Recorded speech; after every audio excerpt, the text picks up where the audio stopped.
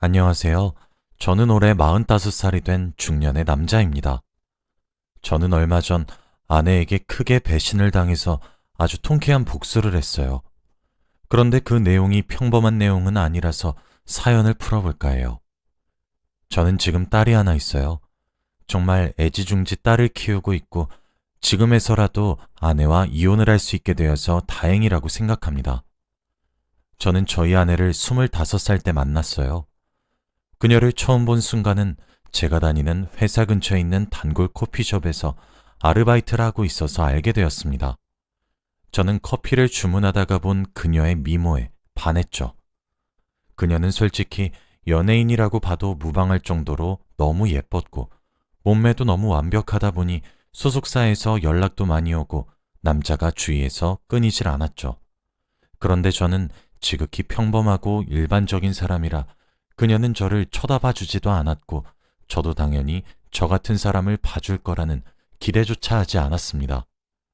그런데 제 성격상 한 번 꽂히면 끝까지 승부를 보는 스타일이어서 그녀에게 대시하기로 결정했고 끝까지 구애를 해도 그녀가 넘어오지 않는다면 깔끔히 포기하기로 결정했어요. 저는 매일같이 그녀가 일하는 카페로 가서 매일 똑같은 음료 2잔을 주문했고 항상 한 잔은 그녀를 주면서 맛있게 먹으라고 했습니다. 처음에 그녀는 괜찮다고 거부했지만 계속되는 저의 구애에 조금 흔들리는 것 같았죠. 저는 바쁘거나 급한 일이 있으면 하루 정도 카페에 가지 못했어요. 그런데 그러고 다음 날에 가니 그녀는 어제는 왜 안 오셨어요? 라며 은근히 저를 기억해주고 있다는 것을 알게 되었죠. 저는 그날 바로 그녀에게 제 전화번호를 주며 제 전화번호입니다. 어제 못 사드린 커피 사주고 싶어서 커피 먹고 싶을 때 연락하세요. 라며 쪽지를 남기고 회사로 돌아갔죠. 그리고 그날 저녁 그녀는 제게 연락이 왔고 저희는 다음날 주말이기도 해서 같이 만나서 식사를 하기로 약속했습니다. 너무 꿈만 같고 아름다운 그녀가 저와 식사를 해준다는 사실 하나로도 너무 행복했어요. 저는 그때부터 뭘 입고 갈지 하루 종일 고민을 하고 데이트 코스도 열심히 짜서 약속 장소로 향했죠. 먼저 가서 기다리는데 멀리서 본 그녀는 너무 아름다웠고 그런 사람과 데이트를 할 수 있다는 게 영광이었죠. 당연히 그날 데이트 비용은 제가 다 냈고 그녀를 집까지 데려다 주었습니다. 그렇게 저는 그녀와 자주 전화도 하고 만나다 보니 연애를 하기 시작했지만 주위에서는 그녀가 너무 예쁘다 보니 다가오는 남자들이 너무나도 많았어요.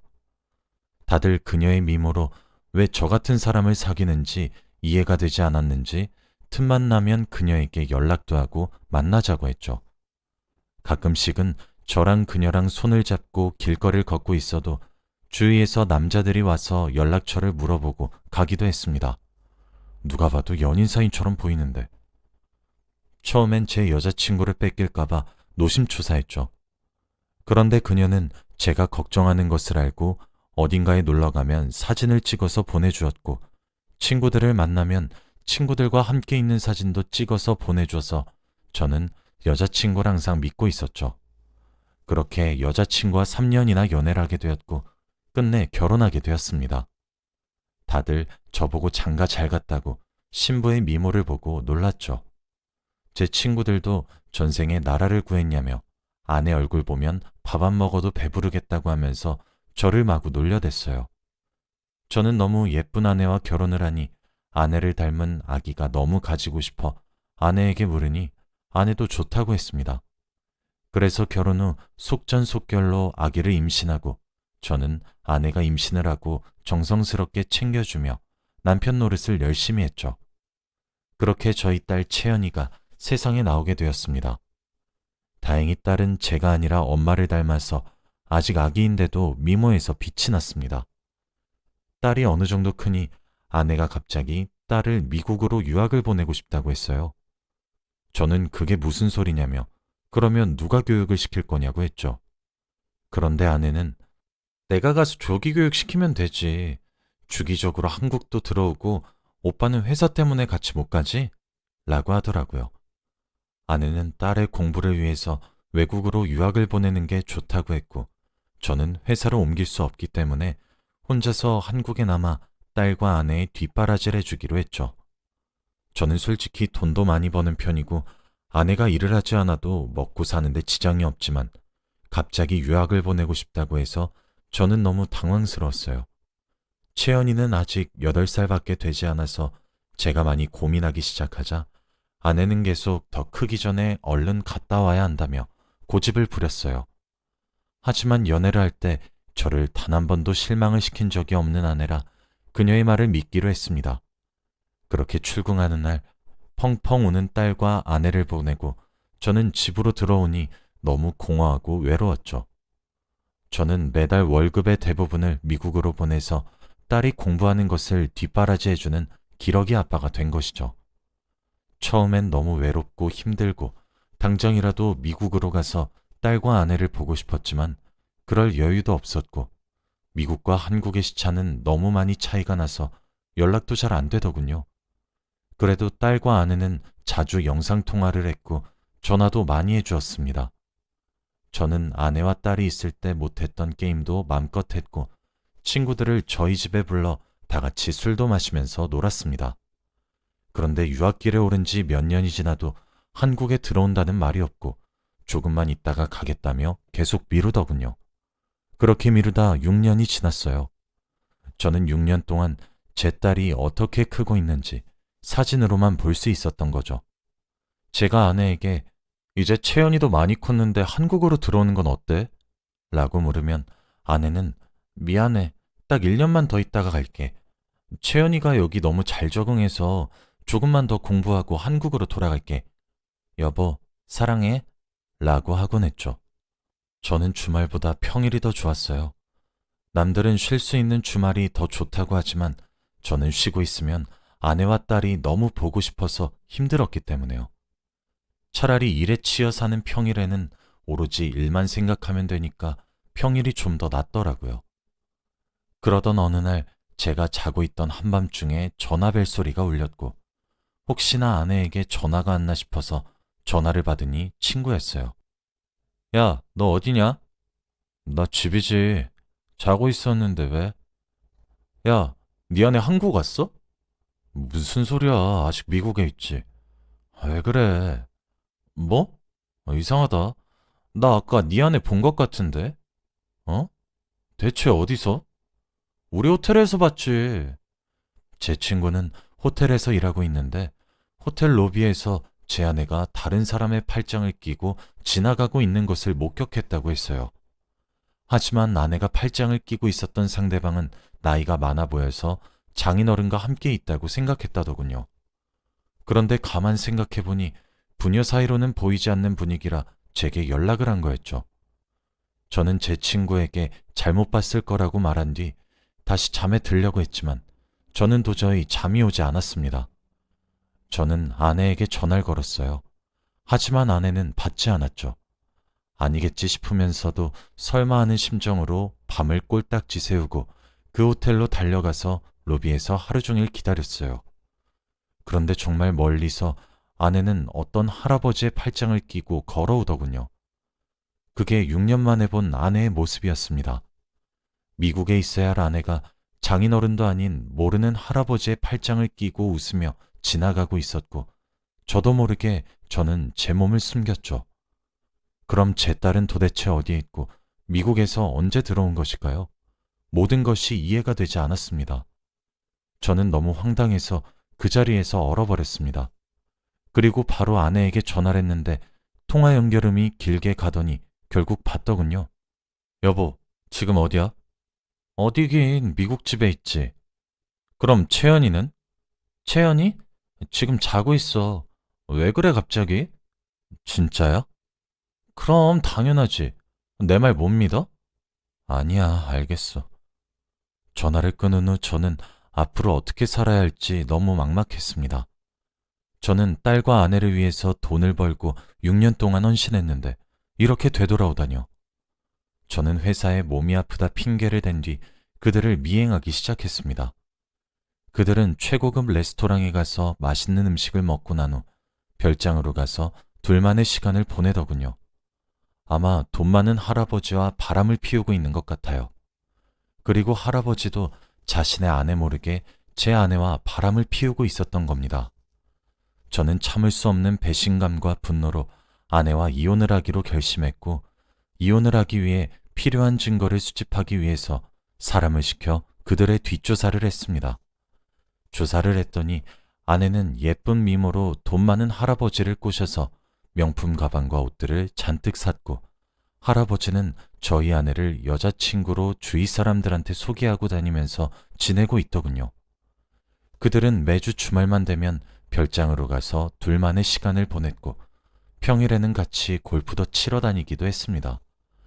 저는 증거도 어느 정도 다 모았고, 이제 아내에게 제대로 복수를 해주기 위해 아내를 만나 당당히 이혼 서류를 내밀려고 했어요. 그런데 아내는 제 연락도 잘 받지 않아서 도저히 만날 수가 없더군요. 저는 왠지 아내와 딸에게 돈을 보내지 않으면 아내가 연락이 올 것 같아서 돈을 보내지 않기 시작했어요. 그랬더니 정말로 아내에게 전화가 왔습니다. 여보, 왜 돈 안 보냈어? 내가 너한테 돈을 왜 보내냐? 너 돈 많은 영감탱이랑 잘 먹고 잘 살고 있더만? 여보? 아니, 그게 아니라 언제 한 거야? 뭐? 너 지금 그게 중요해? 도대체 한국엔 언제 들어온 거고 채연이는 어디서 뭐 하고 있는 거야? 그냥 이혼하자 우리. 여보, 일단 만나서 얘기해. 제발 부탁이야. 6년 동안 한 번도 만나자는 말 없었으면서 이혼하자니까 만나자고 하냐? 넌 양심도 없니? 오빠, 나도 다 사정이 있어서 만나서 얘기해. 어? 저는 증거물을 다 가지고 약속 장소에 갔고 혹시 몰라서 녹음기도 켜서 녹음을 시작했습니다. 아내는 먼저 도착해서 저를 기다리고 있더군요. 여보, 오랜만이야? 몇 년 만에 안색이 좋아 보인다? 왜?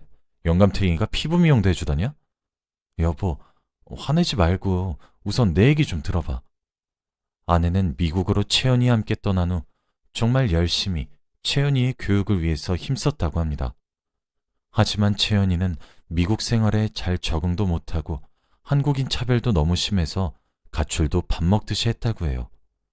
그런데 아내는 이런 얘기를 저한테 하면 한국에서 혼자 있을 저에게 짐이 되는 것만 같아서 혼자서 끙끙 앓고 있었는데, 그때 손을 건넨 사람이 바로 그 할아버지였다고 해요.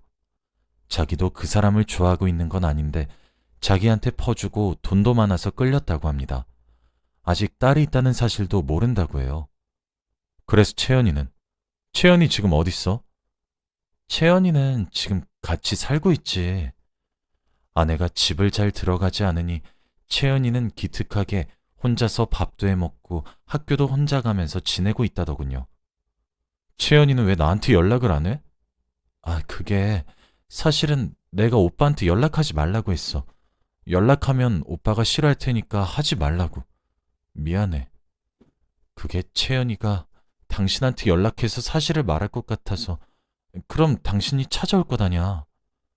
저는 아내의 말에 화가 치밀어 올랐고 당장이라도 아내의 뺨을 내려치고 싶었지만 그곳엔 보는 눈이 너무 많아서 아무것도 할 수 없었죠. 그래서 이젠 어떻게 할 건데? 난 너랑 이제 이혼하고 채연이랑 둘이서 살 생각인데 너는 그 할아버지랑 살 거니? 오빠, 제발 이혼만은 안 하면 안 될까? 내가 채연이 없이 어떻게 살아, 어? 내가 얼른 그 사람 정리하고 올게.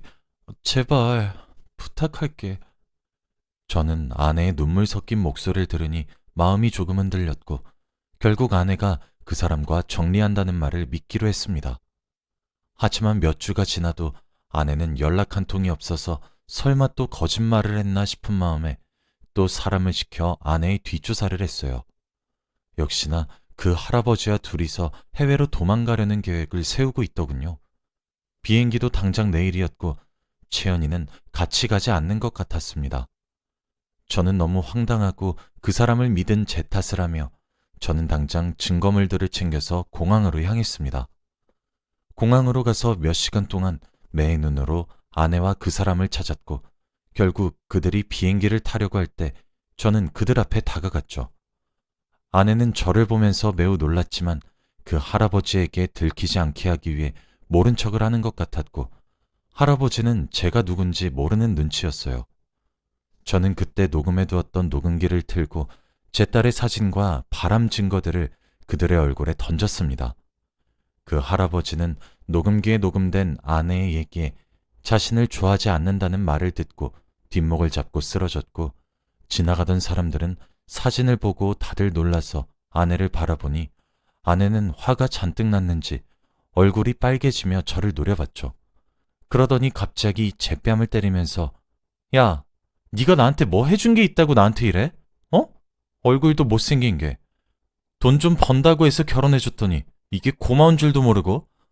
나 같은 여자가 어디서 생기다 만 것 같은 너 같은 남자랑 결혼하겠냐? 주제를 알아야지. 됐고, 이렇게 된 거 채연이는 네가 키워. 난 절대 못 키워. 라고 말했고 경호원들이 아내를 말렸습니다. 주위에 있던 사람들은 아내가 그 난리를 피우는 것을 영상을 찍기 시작했어요. 아내는 야 이것들아, 내가 무슨 사람인지 알아? 그만 찍어. 너희들 다 고소할 거야. 라고 했고 결국 경호원에 의해 끌려갔습니다. 저는 아내의 말에 더 화가 나서 야 김미연, 아직 복수는 시작도 안 했어. 라고 한 뒤 유유히 공항을 빠져나왔어요. 저는 경찰서에 가서 딸이 사는 곳으로 찾아갔고 6년 만에 처음으로 딸을 볼 수 있었죠.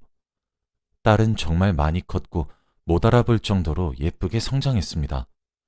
학교에서 학교를 하고 있는 딸에게 다가갔고 딸은 다행히 저를 알아보는지 놀라는 눈치였죠. 채연이와 같이 근처 카페로 가서 앉아서 서로 아무 말도 하지 않았어요. 그렇게 30분이 흘렀고 주문한 음료도 다 먹어 갈 때쯤 제가 먼저 채연이한테 채연아, 아빠 오랜만에 보니까 어때? 라고 물었어요. 채연이는 너무 좋아. 사실 너무 보고 싶었는데 엄마가 계속 안 된다고 해서 혼자서 찾아갈까 싶었는데 아빠가 먼저 나를 찾아와줘서 너무 고마워. 근데 엄마는? 라고 대답했죠. 저는 입을 꾹 다물었어요. 어디서부터 설명을 해야 할지 모르겠더라고요. 엄마는 아마 이제 못 올 거야. 앞으로는 아빠랑 둘이서 살아야 할 것 같은데. 채연이는 어때? 진짜? 엄마 원래 집에도 잘 안 들어왔고 아빠랑 사는 게 더 재밌을 것 같아. 그리고 나 사실 많이 외로웠거든. 저는 오로지 제 생각만 하면서 아내가 바람이 난 것만 생각했지 채연이를 생각하지 못한 게 너무 죄책감이 들었어요.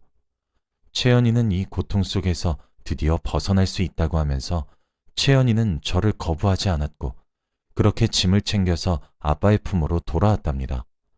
저는 이제 채연이도 챙겼고 아내한테만 복수를 하면 됐었죠.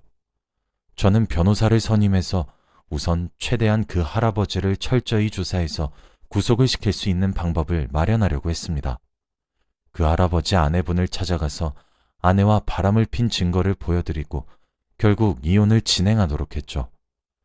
알고 보니 그 할아버지는 소문이 자자한 아주 악질인 인간이었더라고요. 그래서 그 할아버지는 구속이 쉽게 진행되었습니다.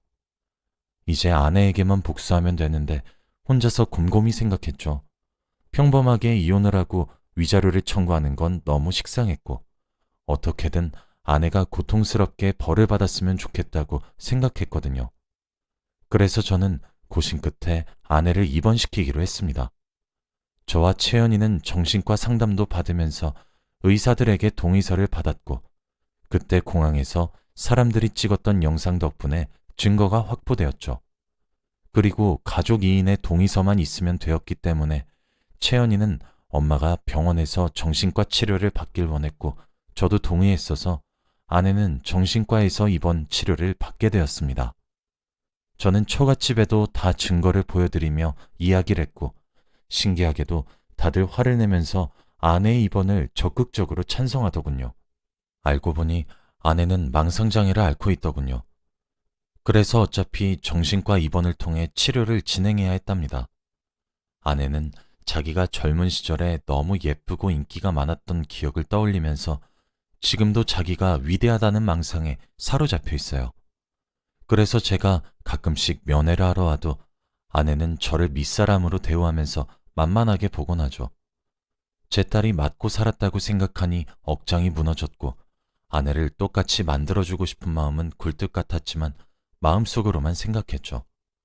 저희 딸은 엄마를 보면 그때의 맞은 기억이 떠올라서 보고 싶지 않다고 했기 때문에 딸은 데리고 가지 않았습니다. 그렇게 저는 아내에게 통쾌하게 복수를 하고 지금은 오로지 채연이를 위해서 살고 있습니다. 다른 사람들은 너무 잔인하다고 생각할진 모르겠지만 제게 거짓말을 하고 바람을 피운 것도 모자라 아이에게 상처를 주고 돈에 미친 여자를 도대체 정신병자라고 할 수 없다면 뭐라고 할 수 있을까요? 제 사연은 여기까지입니다.